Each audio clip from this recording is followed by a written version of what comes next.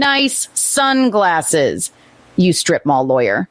Nice sunglasses. Totally not gay and cringe. Never go full Baldo. Shout out Keanu Cast. There you go. Totally not gay and cringe. Well, I'll try harder then. Good Christ. Some people are into that, though. Some people are into the humiliation thing. Like, they like that. I met a couple people who might be, like, close to that, but I didn't get to know them enough to know that that's, like, that they like the humiliation aspect of it. I know that they were into some swinging activities, you know, like, or whatever. So, not with me. Let's be clear on that really, really straight up front. Not with me or anybody I know. I was talking to the one woman and she was telling me that she's like, oh, I'm a hot wife. This is what, you know, that's what I do. I bring my friends home and my husband likes to watch. And I was like, well, I mean, I guess that's cool or whatever. Like, if that's what you want to do, okay, I'm, you know, go for it. And then she asked me if I was like into that, and I was like, no, I'm not. I'm not really I'm not on the market for that one. But good luck. Like, I wish you well in your endeavors. But yeah, like, apparently her husband did not like. He did not engage in sex with her. Is the impression that I got. He just liked to watch her have sex with other people. That was his thing. That's how he did it. Very weird to me. It doesn't make sense to me, but like I said, I'm not here to judge. I don't really care. Yeah, like I said, I'm not into the humiliation stuff. Like, I think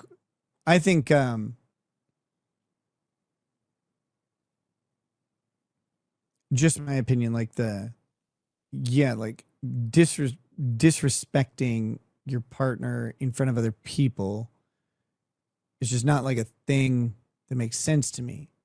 I'm not saying you can't call each other dirty names and stuff or whatever. Like, do whatever the fuck you want.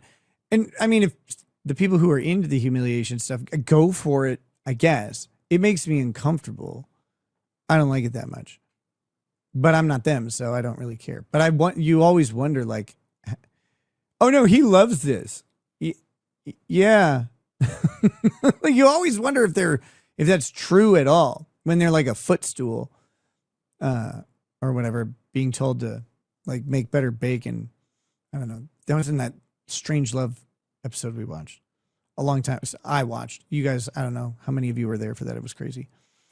Color me biased, I guess. But an undergrad in engineering is harder than law school. Significantly so, in my opinion. Law school is only difficult if your brain doesn't work the way law school is geared to accommodate. I guess that's the best way through that. And again, that's what the Lsat is for. The Lsat exam is to filter people out and, you know, look for people whose brains work a certain way, who make logical connections in a certain way, who gather information quickly, who synthesize it and can put it back out there. That's what they're aiming for. This woman talking about like 60 hours a week of study or whatever. Like, okay, I guess like some people do that, but law school wasn't that hard. It wasn't easy. It's just work. It's just fucking work. You do a lot of reading and a lot of writing. Hard? 36 subject areas. It's 200 question multiple choice exam. It's harrowing because of the pressure of what happens if you fail, where you cannot practice law. You have to wait 6 months to take it again. Pay another $500 or whatever. Like, that part sucks. The test itself is not that hard. If you're bad at tests, it's hard because, you know, you're bad at tests. But it's just a 200 question multiple choice exam. Right after you just spent 3 years learning those subjects. and probably spent 12 weeks, maybe 10, maybe 8. I don't know. I did about 4 because I didn't realize it had started. But probably spent 10 to 12 weeks or whatever doing Barbary or some other bar prep, which are getting a refresher on specifically and only the information you need to know. Listen, if I send my homie a dick pic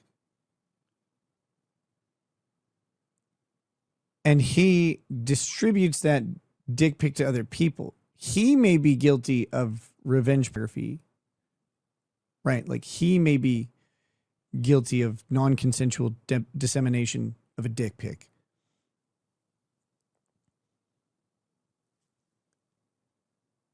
Depending on what happens with that, it's not it's not aiding and abetting to get those things and publish it. Now, it's a bad analogy because nude pictures are presumptively private and of a sexual nature and typically have a specific statute around them. Words don't typically fall into this category because they're words. You chose to say them. You know, it's not a private, intimate part of you. It may be your private, intimate thoughts, desires, fantasies, whatever. But that's not the same thing.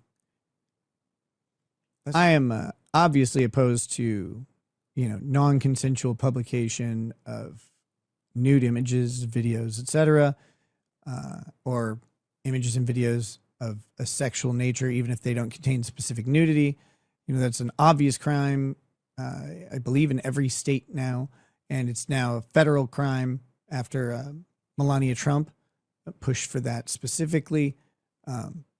So, yeah, but none of those statutes include text messages or words, from what I understand. Because that's a writing or recording or whatever that you send to someone, and it's words. It's not, and then it's theirs. It's their thing. Sandon Stewart, 3-month member chat, says, just laid off a Fresca toast of encouragement. That's the one I wanted to get to. Sandon, chin up, balls down, hands clenched, feet moving. You've taken a setback. You've been laid off. You're a statistic of the company's incessant need to keep propagating itself. And sometimes that involves the expense of others. And in this case, most importantly, that's you. But this is merely a bump, a setback, a stumble. It is a moment in time, an opportunity to assess, reset, and improve. And then to pursue, importantly, pursue.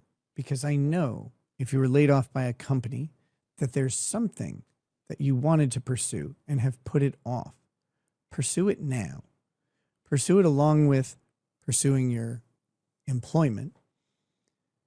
But may that pursuit be fruitful, enlightening, enriching, and possibly even employing. But take this as the opportunity that it is to do the things that you didn't have time to do, or the motivation or the energy while you were working before. You'll be working again. In the meanwhile, make the most of it. And may that most come quickly and often. Cheers, brother. Sister? Sandon? Guessing brother. Cheers. Debbie Baker with a big super chat. Thank you. Says, I've been watching your channel since before Rittenhouse. I have so much respect for you, Nick. Oh, thank you, Debbie. I really appreciate that. That makes me feel great. I'm doing really well. My self-evaluation, I wouldn't have said that, a couple months ago or whatever, but I'm doing really well right now. And it still really helps to hear that positive affirmations and stuff. I'm not going to be gay about it. I'm not asking people to do it. Don't you dare. But just letting you guys know that. Thank you. Thank you. Like, I've been through some shit. Pretty much my fault on most of it. Again, some of the circumstances around it, not my fault. But, you know, like the underlying criminal act and the punishment phase of that is my fault, of course. It was me. I did it. I admitted it. And get to take my spankings. But that being said, you know, like, you can get kind of wrapped up in that bullshit. It gets really heavy. And like knowing that people are out there going, hey, like, we're like glad that you're alive and doing well is really, it's really nice because you can self-evaluate all day. But you can also lie to yourself. So, I mean, the Lulzy King says, yeah, I've been on and off watching for a few years since Stream.me. Stream.me was fun, man. You've had ups and downs, but you're really back on the up, Nick. Keep it up. I will. Thank you. Nothing about losing on a motion to dismiss means you're a bad lawyer. Great lawyers lose on motions to dismiss all the time, depending on how much you practice, right? Like it's a numbers game. You're going to have bad cases from time to time. You're going to have bad clients, bad fact patterns.